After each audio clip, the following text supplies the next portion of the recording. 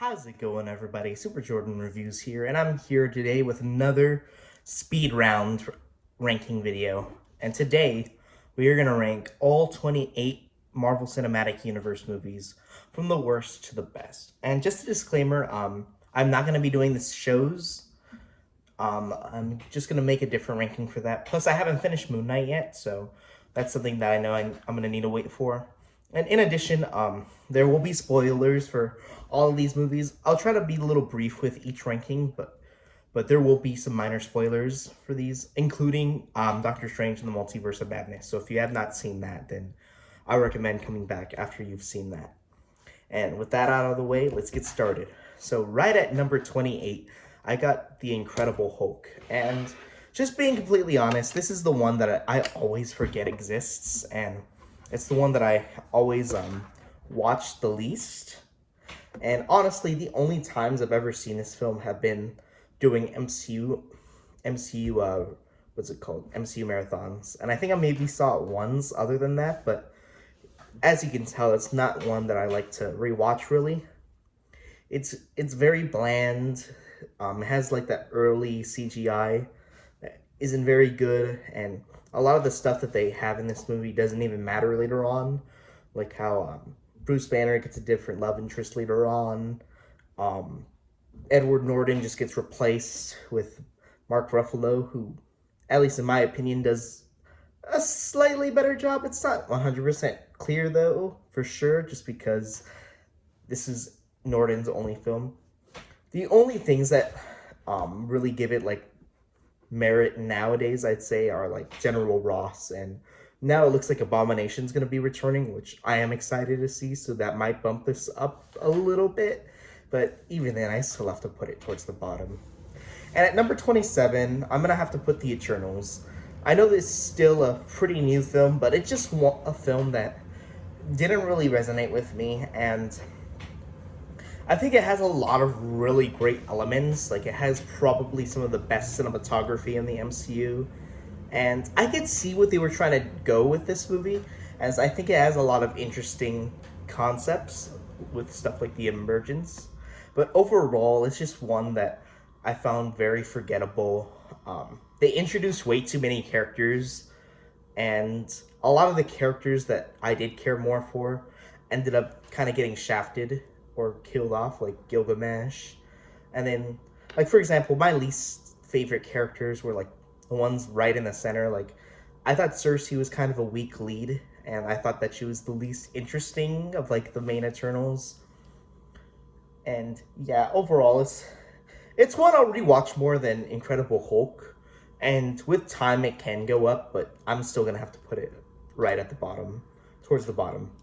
At number 26, what you guys probably thought was going to be right at the bottom, I have Thor the Dark World. And overall, I'd say Thor the Dark World does get a little bit more hate than I think it deserves, but at the same time, it's also kind of hard to defend the movie because it's still very bland. It has a lot of things I do like about it and do remember. Like, I think the stuff with Thor's mom, Frigga, was really good. Loki had a lot of scene-stealing parts. And I will say the concept of, like, the Dark Elves was something that was interesting. They didn't really do anything with it, but I will say that it was at least kind of interesting. And I'd say overall, I do like the Shakespearean Thor more than most people do. But I still can't put it higher than this spot. And coming in at number 25, we got Iron Man 2. So this is another one that I don't really rewatch that often. Mainly just because, even though I do like, in terms of, like, the Tony Stark character, I do like his development a lot in this film, but I still think overall, like, this film tried to just do way too much, and you could tell that the studio really tried to interfere with this movie a lot, with how there was just so much that they try to cram into this one film, and that leads to, like, a lot of plot lines, in my opinion, getting really, like, cut shorter than I think they could have been. Like, I think some of the concepts, like them wanting to use, like, Iron Man suits in the government and the character of Whiplash, were things that I think were really underdeveloped and could have been better with time. At number 24, I have Captain Marvel, and This is another one I feel like gets a little bit more hate than I believe it deserves. It's still one that I put towards the bottom of my ranking, but I guess I should have said this at the beginning, but I personally enjoy all these movies. There's none that I think are bad. And yeah, this one I think is also just kind of okay. I usually don't have like a necessary like reason to want to rewatch it, and when I do watch Captain Marvel, it's one that I enjoy, but it's not one that I always go back to. Like, I think the beginning, like the opening of the movie's really bland, and when I first saw it in theaters, I wanted to kind of fall asleep during that part, but then it kind of picks up when like Nick Fury gets introduced, and I really do like this part, like towards like the end of the like during like the third act where she kind of takes off like the chains, and she talks about how like when she takes off her chains, there's nothing holding her back anymore. That part I really loved, and I think it gets way too much hate than it deserves. Yeah. At number 23, I'm gonna have to put the first Ant-Man movie. This is a film that I really enjoy, and in my opinion, if this was like just an ordinary list of like best movies of this specific series, I think this could have easily been like top 5, but because the MCU does have so many like great films, I do have to put it right here. And I think just the main reason why it's not higher up on the list is just because it's a very small scaled story, and it's one that's not meant to be taken seriously. And I think because of that, that gives it its charm, but at the same time, it's not one that you're gonna like really like grasp onto. It's really more just an entertaining watch here and there.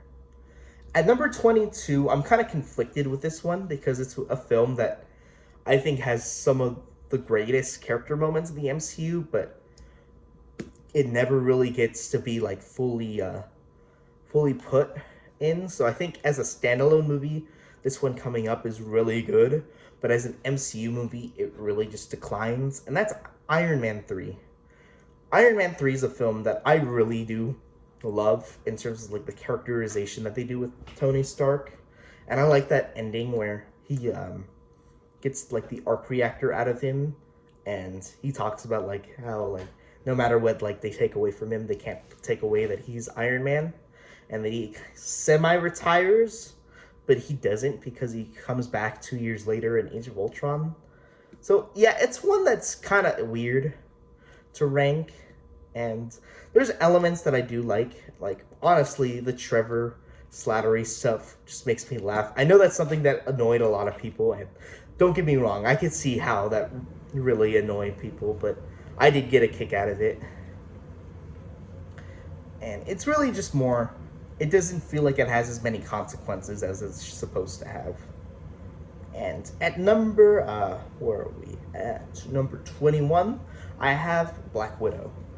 And this is one of the newer ones. It kind of started off like this post-pandemic era of MCU movies. And I'd say, best way I could say Black Widow is, it's good.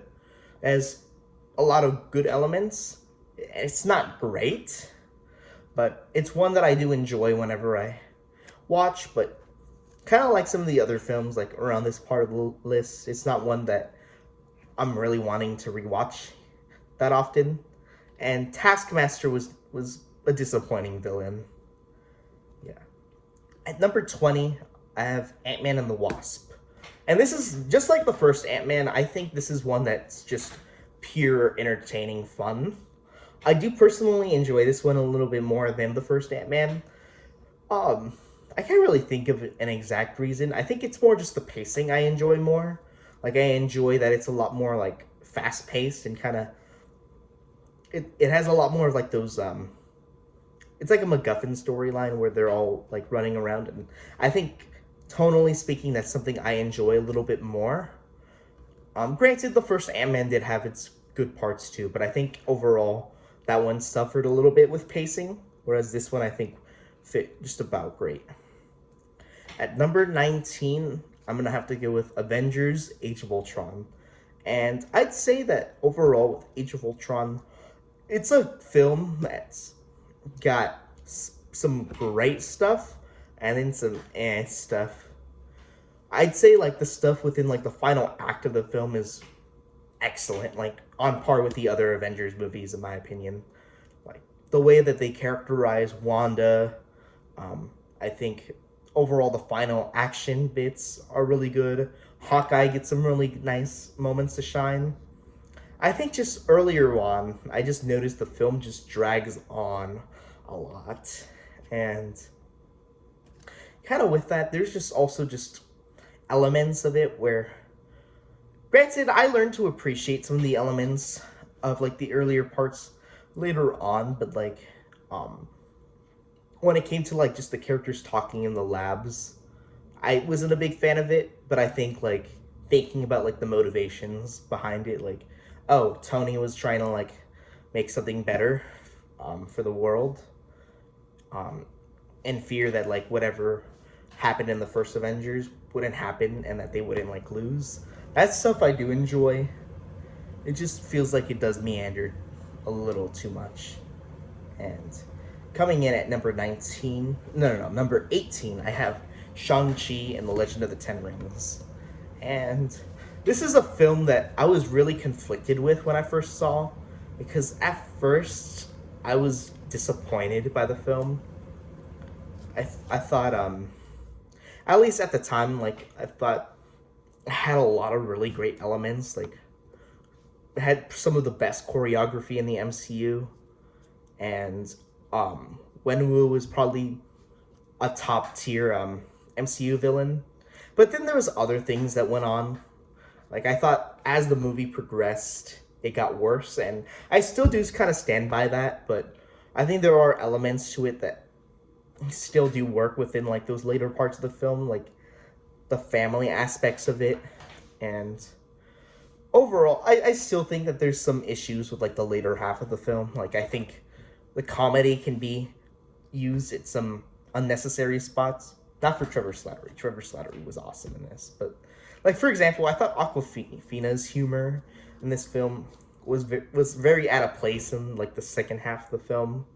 It worked a little bit more in the first half, but overall, and plus, like, when it got more into like the CGI action, I thought that kind of took me out of the movie a little bit, just because I kind of had like the thought that it was gonna be more like specifically like what it was on like the train fight in the opening, or not opening, but like towards the beginning. So overall, I'd say those are the main things that I've noticed and would probably like work on. At number 17, I have Spider-Man Homecoming.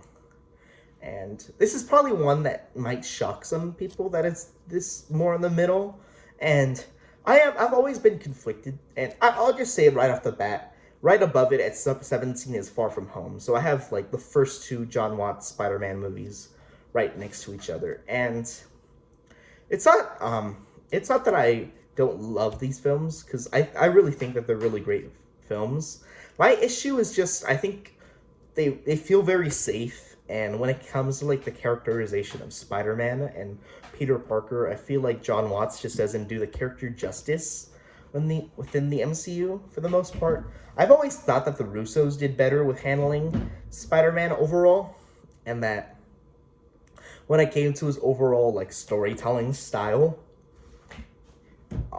it just feels a lot more simple. And I do put Far From Home a little bit above Homecoming. I think as a movie, Homecoming, like structure and everything, is a lot more clean. But I think Far From Home is more of an entertaining film. And I think Far From Home does a lot better in terms of the way that it develops the character of Spider-Man. But I still think it's a little inconsistent, and they have Peter Parker rely a little too much on Tony Stark, in my opinion. And that's something I've never been like the biggest fan of. And in addition, when it comes to like Far From Home, like something that like I feel really like does just put it in more of a tie is just, I think there's just a lot of elements within Far From Home that I think are just not very great storytelling. Like, for example, like the part where Peter accidentally sends the drone on his classmates. That part felt very it's one of my least favorite scenes. So That's why I have to kind of put these two together right here. And then at number 15, I'm going to put Doctor Strange, the first one. And when I first saw this movie, I put this in like the top 5 MCU movies. I really enjoyed it. But then over time, I feel like it kind of didn't get weaker per se, but I think I just kind of overhyped it at first. Mainly just because the film's very like formulaic and kind of more generic MCU for the most part. Outside of like the more mystical parts, which I really love those parts. But even in like in the middle part of the film, it does meander a little bit. And in addition, so this is something that's always kind of annoyed me, but like the character of Caecilius I thought was a weak villain, but I feel like he had so much potential to be one of the better MCU villains, but I feel like because he like lacks so much screen time, that really just ends up cutting him down. And so I think for now I have to just leave it right here. The Ancient One elevates this film for me as well. And then coming in at number 14, I have the first Iron Man. I wouldn't say it's like a top tier MCU movie, but it's still like, it's very iconic and very important. And it still holds up today, I'd say. Like, I'd argue even like seeing like how much Tony's grown as a character makes this film even better. And just seeing like where it all started was, I think, really good. I think what just holds this one back just a little bit was kind of more just like the fact that it is like a little bit more origin. Well, not that it's bad that it's origin heavy, but like, for example, like you can't really get into like the deeper parts of like the MCU yet, and I think the final action scene needed a lot of work. Number 13, I have Thor Ragnarok. It's easily one of the most fun MCU movies, but it's also one that annoys me a lot, just because there's a lot of moments within Thor Ragnarok that I think could have been better, but I think they tried too much to go into like the more comedic side, which isn't a bad thing, but I think at times it did take heart out for humor. Like specifically within like Odin's death and the destruction of Asgard, I think they should have just kind of let us sit with it. But overall, like it was a really fun and entertaining movie. At number 12, I have Captain America: The Winter Soldier, and yeah, here's where I'm gonna get a lot of hate. Yeah, in my opinion, it's the most overrated MCU movie. I'm sorry, guys. It's not one that I dislike, though, in any way. It's just one that I choose not to rewatch that much. And I think the story is very good. It's just not, like, something that I choose to watch all the time. And that's what really brings it down. Overall, though, it's not a bad movie. In fact, I mean, there's a reason why people do think that this is the best MCU movie. And it does have some of the best action overall, and I do like that it does develop Captain America overall, since he is my favorite character in the MCU. Well, maybe he's tied with another one I'll talk about later, but I personally do prefer the other two films overall. At number 11 is going to be another surprise for a lot of people, but I have the first Thor movie. Now, this is one that people usually put like within their bottom 5, bottom 10. I really love this movie. Overall, I just really love like the character study that they did with Thor in this movie, and it's one that I've always really enjoyed and never quite understood why people disliked it as much. Granted, there's stuff that like I do agree could have used a little bit of work, and the tone isn't like the most consistent. But just the raw, like, characterization that they did and that character arc that they gave to Thor, in my opinion, was really good. And unpopular opinion, but in my opinion, Loki was... Well, I do think Loki's, like, a top 3 MCU villain. But in my opinion, he got that from this movie. Not so much the Avengers. Which, I'll talk about the Avengers a little later on, but I think Loki was a much better fleshed out villain within this movie than he was in the Avengers, since in the Avengers his motivation is specifically to want to rule over Earth, whereas here we see how he feels like jealous and how he feels like neglected by Odin, and how Odin's like mistakes as a king and as a father have affected Loki, and how Loki's reasoning for doing everything that he does is specifically to try to gain his father's love back. And that's something that I've always really loved about this movie, and I feel like it's something that always gets overlooked in my opinion. Number 10, I have Black Panther, and the only reason why I don't put this one higher is just the CGI really. I think this arguably has some of the worst MCU CGI. I think the only ones that can compete with it might be like Incredible Hulk and yeah, really just Incredible Hulk.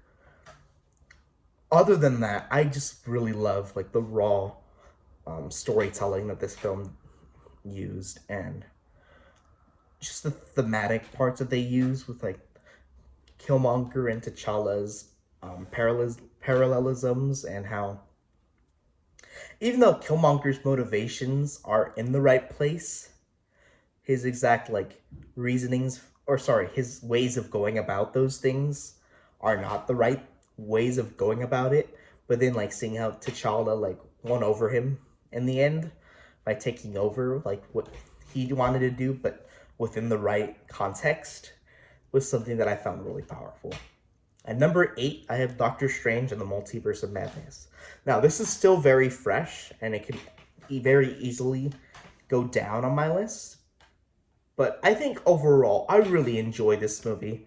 And Wanda is one of my favorite characters in the MCU, and I really loved seeing like the way that she developed as a character. And while I do think it was a little bit rushed, the way that they like turned her more into like a villain, I still like really admire like what the film was able to do, and I think she has some of the most powerful and emotional scenes in the whole film. And we haven't even gotten to like the Doctor Strange stuff. Like I really enjoyed like the dynamics between Strange and America Chavez, and just exploring like the multiverse more in general. I'm not the biggest fan of like the horror elements, mainly just because I'm not a big horror fan, but overall, I really enjoyed this movie. Like, it has a few pacing issues, but overall, I'd say that this was a great film. I don't see how I don't really get like what's making it so divided. I know like the Illuminati stuff kind of annoyed people, but I knew that it wasn't meant to be that big. So maybe it was just like an expectations versus reality thing. And at number 7, I'm just gonna speed round this. Avengers. Enough said. There's not really much to say. Number 6, I'm gonna surprise some people. Avengers: Infinity War. Now, the reason why I put it at number 6, in my opinion, well, not only do I just believe like the top 5 is filled with better films, but I think what just puts Infinity War down for me in general is just, I think just the pacing. Like, I feel like it's very, I know I mentioned like I enjoyed like the fast-paced nature of Ant-Man and the Wasp, but that's because it was in like a fun light, whereas I feel like Infinity War kind of struggled with that, in the sense that like I feel like it moves fast and keeps like your adrenaline going throughout the film, but instead of it being in like a fun way, it's more of a like, oh, what's gonna happen next type of way. And I feel like it does that constantly throughout the movie. And I know that's like a feeling that a lot of people enjoy, but for me, it's not like my favorite way of like watching a movie. And I think that leaves like certain scenes feeling a little bit rushed for me. Like, I thought Gamora's death scene could have sat a little bit more. Well, not that the scene was rushed, but I feel like the transition from that to like the very next scene, which was just them in Wakanda, where they're just continuing to make jokes, I thought didn't quite work for me. And then that, and I'll get in a little bit more into it a little later, but I think the Guardians parts, I think I know James Gunn did work on some of like the Guardian parts, but overall in terms of like the writing, areas. I don't think that the Russos know how to write like the Guardian scenes as well as James Gunn does, which is weird because I feel like with every other character they strive with like their specific character arcs. So yeah, that's one thing that I'll mention a little later. At number 5, I have Captain America: Civil War. Not much to say here, but I will say that the final battle between Cap and Tony is one of my favorite MCU movie moments. Number 4, I have Spider-Man: No Way Home. John Watts really jumped up his A game here. I think it helped that this time, instead of like having Spider-Man like rely so much on Stark, he relied on like the other Spider-Man, and that's a dynamic I enjoyed a lot more. Number 3, I have the first Guardians of the Galaxy. I don't really have much to say about this one, so I just personally really love it. Love the character moments, love basically everything about it. Number 2, Avengers Endgame. It's just a miracle how this film ended up working out, and I know I mentioned, like, I think the one thing that holds this back from being number 1 is just I don't like the way that they utilize Star-Lord within the film, since he's up there as one of my favorite characters, and I don't like that they kind of just turned him into a scapegoat in this movie, where I feel like if maybe one of these scenes was kept, it would have been fine, but like almost every scene that he was in was just used to kind of make fun of him. And granted, I'm not mad that he didn't have a big role. I went into the movie expecting that, but I just don't like that they took like such a cool character that I think even in like the first Guardians, like we see that, and cool beloved character, and now just turning him into a joke, and that's something that just kind of put a sour taste in my mouth, and it's something that I do hope that they do like fix within Love and Thunder coming up, and hopefully James Gunn does course correct everything as well. Well, other than that, like the portal scene is possibly my all-time favorite movie scene in general. Just gives me goosebumps every time I watch it. But at number 1, I have Guardians of the Galaxy Volume 2. You might have known this if you've seen like my review on my other channel, but this is up there as one of my favorite movies of all time. It just has everything for me. It has the emotion, it has the humor, it has the characterization, the cool music. I just really love this movie, and I do want to do a video essay on it eventually, where I am able to really like express my thoughts. Which I will say this as well. I think after this specific like speed, it wasn't even really speedy. I ended up going longer than expected. But after this like kind of speed round review thing, I'm gonna be working on some video essays. So give me some ideas of like what movies you think you'd want to hear me go more in depth with in terms of like the MCU. And thank you, and I'll catch you guys next time.